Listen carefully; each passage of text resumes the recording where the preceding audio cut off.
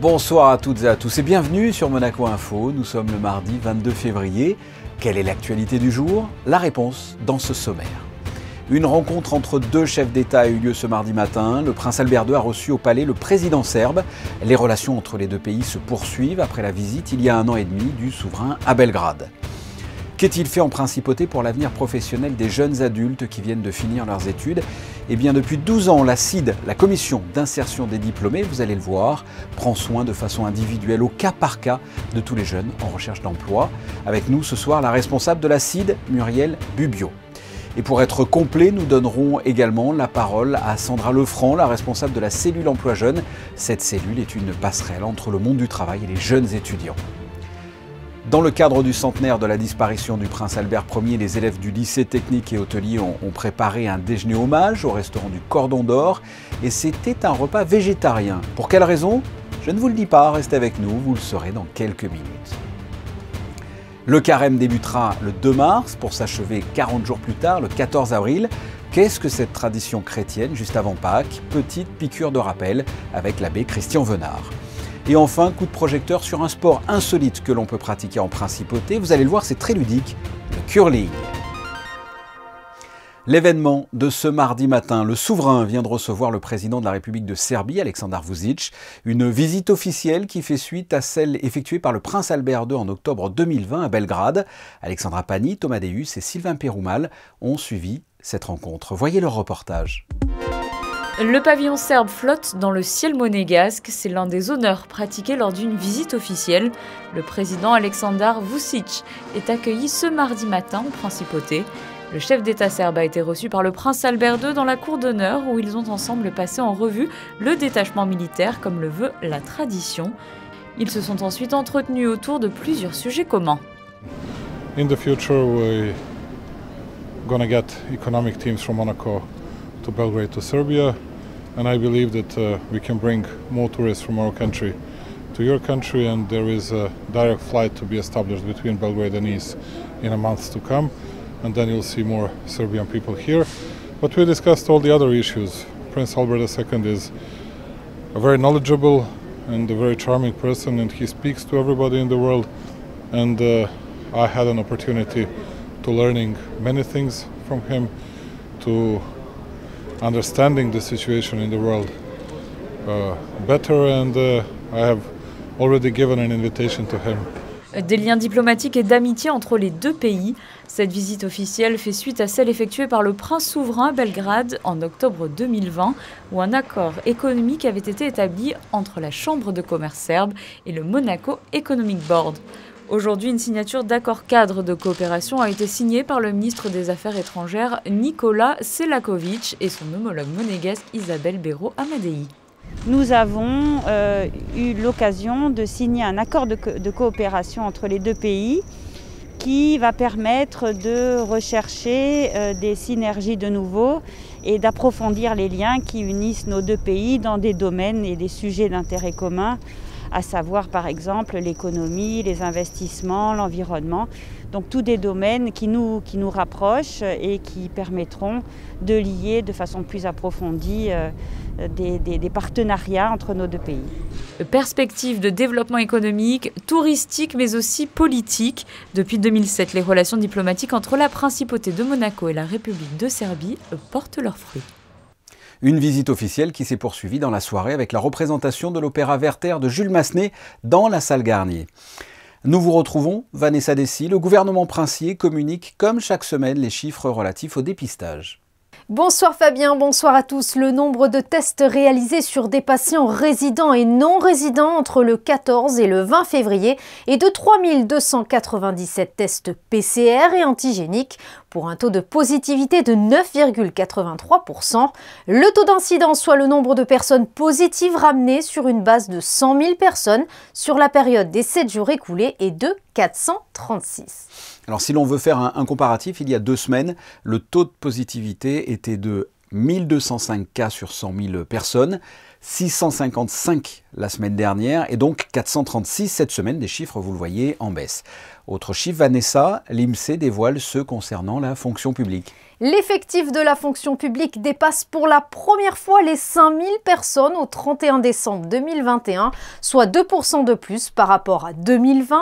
Plus des 3/4 d'entre elles relèvent de l'administration gouvernementale. Ces chiffres montrent qu'avec 418 recrutements et 321 sorties des effectifs, la fonction publique compte aujourd'hui près de 100 salariés supplémentaires par rapport à 2020. À l'approche des différents Grands Prix, la direction de l'aménagement urbain va procéder à une opération de réfection de la chaussée d'une partie du circuit. Et cette réfection se prolongera à d'autres zones de la ville, à l'instar des années précédentes. Les réaménagements seront effectués sur les artères de l'allée d'Estende, quai Albert Ier, rue Grimaldi, avenue d'Ostende, avenue d'Espeluc, tunnel Louis II, route de la Piscine, rue Belle-Respiro et enfin rue Bellevue. Ces opérations de réfection seront réalisées de nuit afin d'impacter le moins la circulation du 28 février au 16 mars prochain. Je vous le rappelle, le Grand Prix de F1 se déroulera cette année du 26 au 29 mai. Ouvrons une page jeunesse, ou plus précisément l'avenir professionnel de la jeunesse. Est-ce que la crise sanitaire a été un frein à leur épanouissement professionnel ? Qu'est-il fait justement pour venir en aide, ou plus exactement soutenir ces jeunes à un moment crucial de leur vie, une fois qu'ils ont fini leurs études? Nous allons recevoir pour y répondre, comme je l'ai dit dans les titres, la responsable de la CID, la commission d'insertion des diplômés. Mais juste avant de discuter avec Muriel Bubio, Christine Datomel est allée à la rencontre de jeunes pour leur demander ce qu'ils aimeraient faire plus tard professionnellement. Et voici les réponses. J'aimerais travailler dans les relations internationales. Donc tout ce qui est intelligence artificielle, cybersécurité, travailler dans le gouvernement peut-être. J'aimerais faire entrepreneur. J'ai déjà ma marque de vêtements et tout. Voilà. Là actuellement je suis au lycée en terminale et l'année prochaine je compte faire une licence d'histoire. Et plus tard j'aimerais faire l'école du Louvre pour faire archéologue ou travailler dans un musée d'histoire. Moi je veux avoir beaucoup d'argent. Travailler dans le sport et dans ce que j'aime quoi. Je sais pas trop de... Ce que je fais en ce moment ça me plaît déjà. Alors qu'est-ce que vous faites ? Je suis dans la vente de places hospitalité et dans le partenariat sportif. Moi, j'aimerais plus faire manager dans le marketing de luxe. Voilà la réaction dans la rue de certains jeunes de la Principauté quant à leur avenir. Et nous recevons pour compléter ce dossier la responsable de la commission d'insertion des diplômés, Muriel Bubio, bonsoir. Bonsoir Fabien. Quelles sont les missions de cette cellule, de ce service ? Alors cette cellule exécutive, finalement, puisque ça reste une cellule exécutive, est d'informer, d'accompagner et d'être à l'écoute de la jeunesse de la Principauté dans la construction de leurs projets professionnels et surtout finalement de leur future insertion professionnelle. Vous êtes une interface entre ces jeunes et les entreprises, c'est un service au cas par cas. Pour chaque diplômé, vous les chouchoutez, j'ai envie de dire.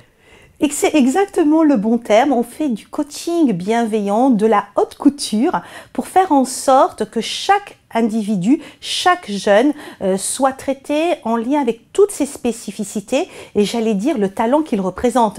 Parce que c'est vrai qu'ils ont des parcours très variés, des parcours parfois un petit peu atypiques et le luxe que nous avons ici à Monaco, c'est véritablement de les accompagner et de faire en sorte qu'ils puissent s'insérer avec tout le succès qu'ils méritent.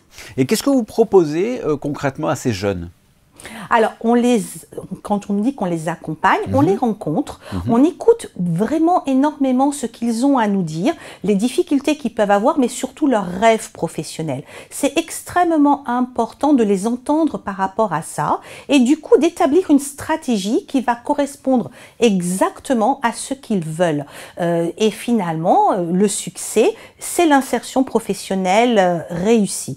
Nous sommes plusieurs à les accompagner là-dessus. Ils ont bien évidemment leur école, ils ont bien évidemment leur famille. Il y a également la cellule emploi jeune avec ma collègue Sandra Lefranc qui peut être également un interlocuteur privilégiés. Que l'on va écouter juste après d'ailleurs. Nous sommes là finalement en fil rouge puisque nous les rencontrons dès le lycée et nous les accompagnons jusqu'à leur insertion professionnelle. Donc il n'est pas rare que nous suivions des jeunes, plus de 5 ans finalement, entre la classe de seconde et leur bac plus 5, ce qui fait qu'on a une belle connaissance de leur personnalité, de leurs attentes et on anticipe.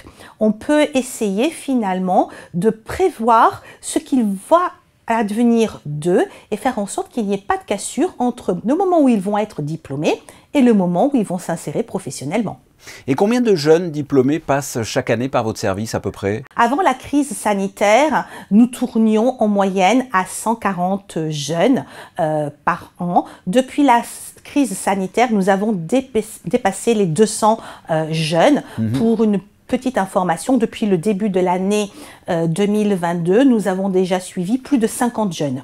Alors pendant des années, je pense notamment à ma génération et même bien après, il fallait passer par une multitude de stages avant de trouver un emploi. Là c'est la même chose ou ces jeunes trouvent un emploi grâce à vous plus facilement sans forcément passer par 10, 20 stages avant de trouver ce travail? Alors 10, 20 stages, certainement pas. C'est beaucoup. Par contre, ce qui est fondamental, ce stage et les stages qu'ils vont faire, c'est quelque chose d'essentiel parce que c'est la clé pour la découverte du monde professionnel.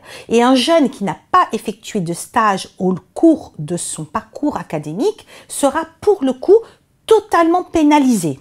Donc les nombres de formations qui incluent ces stages obligatoires est en constante augmentation. La professionnalisation des parcours académiques est une vraie réalité, soit par le biais du stage, soit par le biais également de l'alternance. Et nous encourageons fortement les jeunes à suivre des parcours qui font la part belle au stage ou à l'alternance. Un jeune qui connaît les codes de l'emploi, qui connaît les codes de l'entreprise est attractif sur le marché du travail et donc s'insère encore plus facilement. Et quels sont les secteurs d'activité en règle générale avec qui vous travaillez pour permettre d'insérer ces jeunes?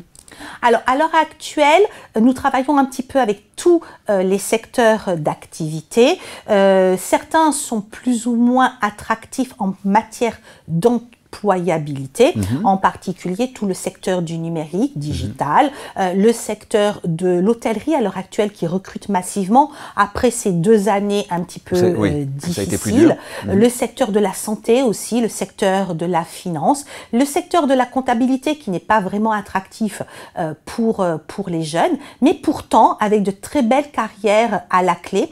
Si je devais donner 2 compétences essentielles à l'heure actuelle pour un jeune, au-delà de la nature même de son diplôme, c'est le digital et c'est la maîtrise des langues. Très bien, Muriel Bubio, merci. Merci Fabien. Pour compléter ce dossier sur l'avenir des jeunes, il y a aussi ce que l'on appelle les petits boulots pendant ses études, par exemple. Eh bien, une équipe de Monaco Info s'est rendue à la direction du travail pour y rencontrer Sandra Lefranc, la responsable de la cellule Emploi Jeunes. Alors, quels sont les secteurs qui intéressent particulièrement les adolescents? Y a-t-il beaucoup de demandes et peu de postes? Ou inversement, beaucoup de postes et peu de jeunes? La réponse dans cet entretien.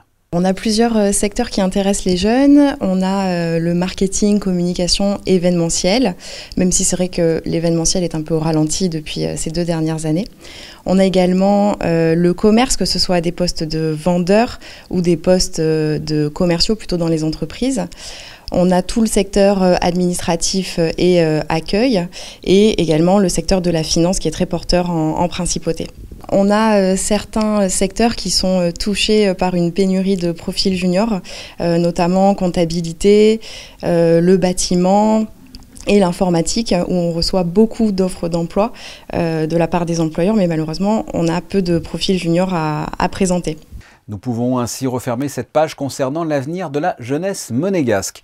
Bien que pas tout à fait, puisque dans le cadre des commémorations du centenaire de la disparition du prince Albert Ier, les élèves du lycée technique et hôtelier de Monaco ont préparé un repas inspiré de la vie du prince explorateur. Un reportage de Dorine Jarnias et Thomas Deus. Donc j'enlève le cercle, je remets au four, encore quelques minutes, et j'aurai la jolie coloration de ma pâte. En cuisine, c'est l'effervescence. La classe de seconde professionnelle prépare ce repas en hommage au prince Albert Ier et a envie de faire plaisir au comité.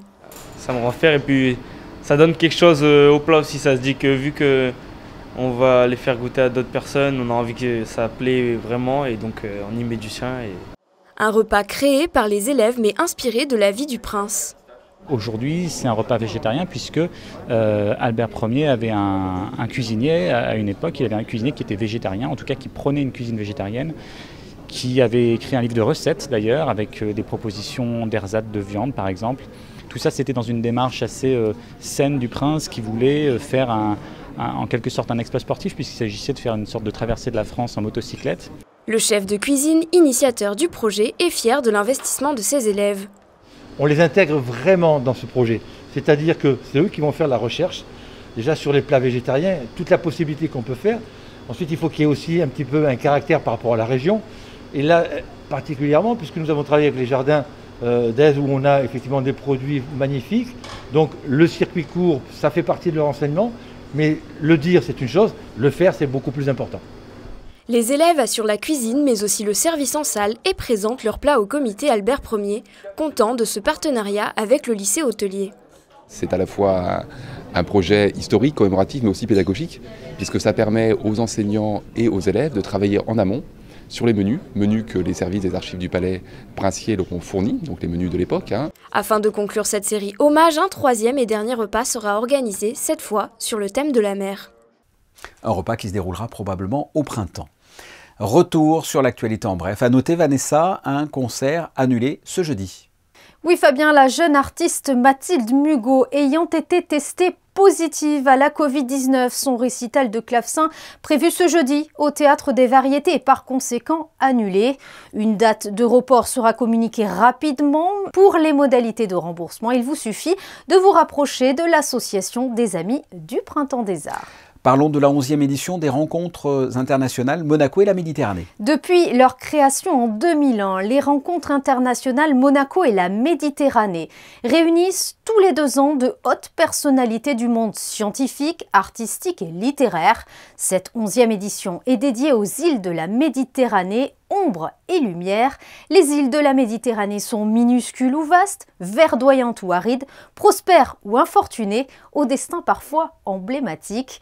En portant leur regard vers les faces lumineuses et sombres de quelques-unes de ces terres singulières, des experts des sciences, des lettres et des arts analyseront leur destin et leur rendront un hommage les 10 et 11 mars prochains au musée océanographique. La Fondation Prince-Pierre de Monaco propose une rencontre avec l'écrivain particulièrement prolifique Daniel Pénac. Il est l'une des figures majeures de la création contemporaine de notre temps. Daniel Pénac ne se présente plus tant cet auteur est proche de son public. Son œuvre, que l'on peut aborder de diverses façons, soulève cependant bien des questions. Ce grand écrivain a donc accepté d'évoquer son processus de création, celui grâce auquel sa pensée devient un livre. Une rencontre organisée ce lundi au Théâtre des Variétés. Merci Vanessa, on vous retrouve pour la météo dans quelques instants, le temps entre autres de recevoir notre invité. On va parler de religion, ou plus exactement du carême, c'est d'actualité. Nous sommes avec l'abbé Christian Venard, bonsoir. Bonsoir Fabien. Je viens de le dire, c'est bientôt le carême. Eh bien, la semaine prochaine, on sera le mardi de la semaine prochaine, on sera le mardi gras. Ouais. Et puis le lendemain commence le carême avec le mercredi des cendres. Petit cours de catéchisme pour les nuls. Qu'est-ce que le carême? Ça dure combien de temps? Alors le carême, comme l'indique son nom, carême ça vient de quadragésima, ça 40, ça dure 40 jours. Alors le carême, à l'origine, c'est à partir du IVe siècle. Les chrétiens ont voulu vraiment imiter Jésus dans sa vie un peu plus. Et dans la vie de Jésus, il y a un passage célèbre où Jésus part au désert pendant 40 jours. 40 jours où il va être d'ailleurs tenté par le démon, c'est un passage très surprenant dans les évangiles. Alors en souvenir de ces 40 jours au désert, les chrétiens ont voulu vivre aussi 40 jours un peu de pénitence, un temps où ils prennent plus de temps pour Dieu, pour faire des efforts pour aller vers Dieu. Et on a placé cette période-là très tôt dans la vie de l'Église, avant la fête de Pâques. Donc le carême commence 40 jours avant Pâques, en décomptant les dimanches, parce que le dimanche, on ne fait pas carême, on célèbre la résurrection du Seigneur tous les dimanches, mais ce temps-là nous prépare à la fête de Pâques. Alors, il commence par le mercredi des cendres, et donc il se termine avec la Semaine Sainte, le Triduum Pascal et la fête de Pâques. Alors pourquoi faut-il faire ce carême? Quelle est la symbolique de cet événement? Alors, je crois d'abord, c'est d'abord une tradition dans la vie chrétienne qui nous est proposée par l'Église un petit peu, si vous voulez. Beaucoup de nos téléspectateurs sont des sportifs, peut-être même avertis. Et en tout cas, ici à Monaco, on aime beaucoup le sport et on sait très bien que pour pouvoir bien pratiquer un sport, eh bien, il faut s'entraîner. Alors, le sport du chrétien, c'est de faire une course pour arriver un jour auprès de Dieu au paradis. C'est un petit peu ça la symbolique que d'ailleurs je reprends d'une lettre de Saint Paul au tout premier chrétien. Et alors, pour bien faire cette course, on a besoin régulièrement d'entraînement. Et le carême, c'est un peu cette période d'entraînement spécifique dans l'année où, eh bien, on va pratiquer le jeûne. Donc, on fait des efforts en matière de nourriture, ou ça peut être le jeûne sur la télévision, sur les jeux informatiques, sur le tabac, que sais-je. Le jeûne, l'aumône, c'est un temps de partage. C'est un moment où on va essayer d'être plus généreux avec les autres. Alors, ça peut être du partage, donner de son argent pour des œuvres, pour des associations. On peut aussi donner de son temps pour des gens, et puis de prière. Voilà, on intensifie notre prière pendant cette période, on est vraiment appelé à la conversion. Autrefois, on parlait même de faire ses Pâques, c'est-à-dire qu'on profitait de cette période de carême pour au moins une fois par an confesser ses péchés, aller vivre le sacrement de la confession, de la réconciliation, pour bien préparer son cœur à recevoir Dieu et à mieux l'aimer. Qu'est-ce que représente cette période pour vous? C'est une période importante?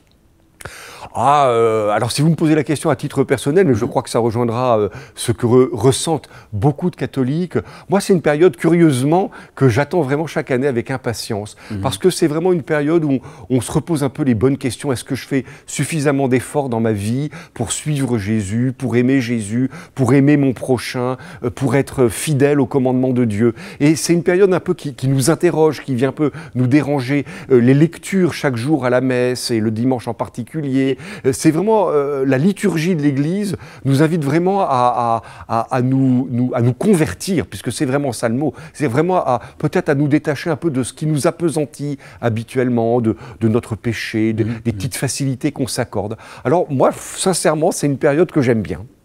Je sais que l'on souhaite donc de bonnes fêtes de Pâques. Là, on souhaite un bon carême, ça se dit? On peut dire bon carême, et moi j'ai même envie d'ajouter bon et surtout joyeux carême. Voilà, écoutez Christian Venard, je vous souhaite un joyeux carême. Merci d'avoir répondu à mes questions. Merci beaucoup à vous Fabien. On passe à un sport atypique. En règle générale, on le voit à la télé seulement tous les 4 ans pour les JO et on l'oublie après. Le curling, eh bien, il est possible de pratiquer ce sport insolite en principauté sur la patinoire du Port Hercule, comme vous allez pouvoir le constater dans ce reportage. 19 kg et 96 grammes, voici le poids précisément de cette pierre de curling qui est en train de glisser sur la patinoire, non loin des yachts et juste au-dessus de la piscine du Port Hercule.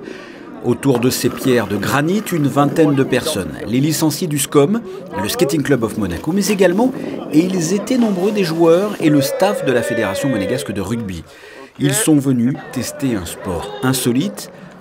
Et sans crampons, on le voit, c'est un petit peu plus dur, dérapage incontrôlé, petite chute sans gravité, et tout cela dans la bonne humeur. On a décidé de venir un petit peu voir comment ça se passait sur la glace. On voulait se retrouver en dehors d'un terrain et essayer d'avoir d'autres sensations, et c'est toujours très sympa de se retrouver dans d'autres conditions. C'est cool, ça glisse, un petit sport d'hiver, toujours du bien. On s'est dit que c'était un peu incongru, et du coup... on s'est dit qu'on voulait tester. En vrai, c'est cool, hein, mais c'est un truc qu'on n'a pas l'occasion de faire souvent. Le Skating Club de Monaco propose de pratiquer depuis sa création du patinage et du hockey sur glace, et depuis peu des initiations de curling, un sport de glace insolite en principauté. C'était tout le paradoxe quand le prince avait commencé le bobsleigh. Le bobsleigh à Monaco, c'était quand même quelque chose d'assez rare, presque impressionnant. Et puis finalement, à force de se rapprocher des sports de glace à travers le bobsleigh, maintenant nous avons le hockey, le patinage et le curling. Et la pratique du curling, sport inventé en Écosse, pourrait se développer davantage à Monaco, et ce toute l'année. Les objectifs sont multiples. Déjà, une première étape que l'on va essayer de franchir, c'est de créer une piste permanente dans un parking à Monaco. Et l'année prochaine, d'ailleurs, on fait des initiations comme vous le voyez ce soir, des initiations car le prince souverain a accepté de donner son parrainage au challenge Prince Albert II de curling pour tout ce qui est entreprise et collectivité de la principauté de Monaco. Un challenge inter-entreprise devrait donc voir le jour l'année prochaine. En attendant, pour finir ce reportage, et ça plaît toujours, une dernière gamelle. Un point météo à présent, Vanessa. Quelle est la tendance de ce milieu de semaine ? Eh bien, une belle journée ensoleillée nous attend ce mercredi. Les températures resteront au-dessus des normales de saison. Elles iront de 8 à 16 degrés. Le soleil se lèvera à 7h15 et se couchera à 18h11. Et nous fêterons les Lazars. La Saint-Lazare demain donc, mais aujourd'hui nous célébrons les Isabelles et c'est également la journée mondiale du scoutisme.